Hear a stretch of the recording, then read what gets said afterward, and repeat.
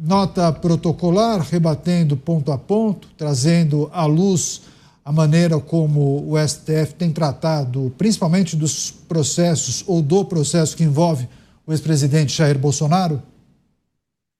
Eu queria pegar a nota número 5. A nota número 5 diz: se o Brasil estivesse cumprindo a Constituição, não teria nada disso, não teria lei magnífica, não teria absolutamente nada. O problema é que o Supremo não está cumprindo a Constituição. O Supremo, inclusive, vem justificando decisões arbitrárias como medidas de exceção necessárias para evitar golpe de Estado, fim da democracia no Brasil. Mas, Caniato, quem acredita nos princípios democráticos acreditam que eles são válidos em todas as ocasiões, principalmente durante crises. Afinal de contas, se você acredita que os princípios democráticos só são válidos ou só podem ser legitimados em momentos de céu de brigadeiro, você não acredita na democracia.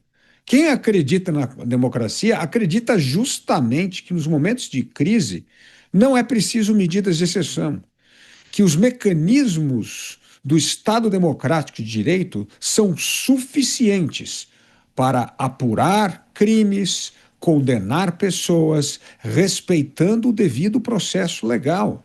Isso é fundamental. Me espanta esta maneira corriqueira de correr a medidas de exceção, justificando a defesa da democracia. Isso não existe.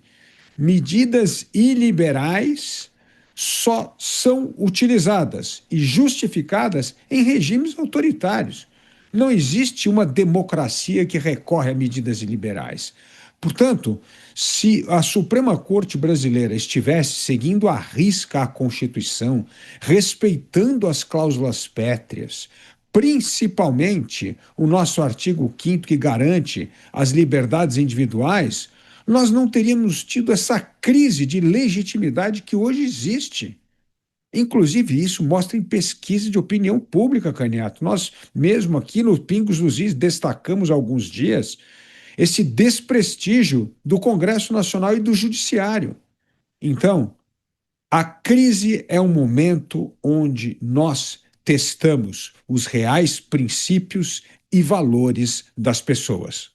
A nota publicada há pouco pelo Supremo Tribunal Federal em relação às sanções que foram impostas ao ministro Alexandre de Moraes. E aí, para quem chega agora, o Dávila fez um comentário, uma reflexão, pegando justamente um dos pontos destacados na nota do STF, o ponto de número 5, que diz o seguinte: o Supremo Tribunal Federal não se desviará do seu papel de cumprir a Constituição e as leis do país que asseguram a todos os envolvidos o devido processo legal e um julgamento justo. Esse talvez seja o ponto de discórdia, Beraldo.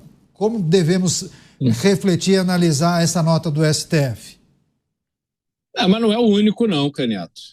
Há também o ponto anterior que destaca, como se fosse uma grande coisa, que as decisões do ministro têm sido confirmadas pelos respectivos colegiados. Mas é importante a gente destacar qual é o clima que existe ali, inclusive a partir de notas aí que são divulgadas dos bastidores do Supremo Tribunal Federal, a articulação que existe antes dos julgamentos para que, olha, tal decisão é importante que seja tomada de forma unânime.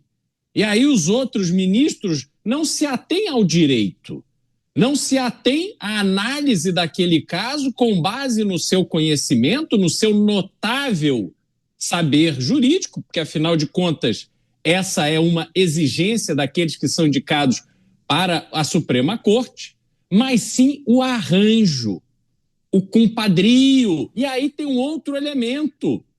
Este mesmo Supremo Tribunal Federal achou que não é imoral nem ilegal que os parentes, os familiares dos ministros advoguem na corte.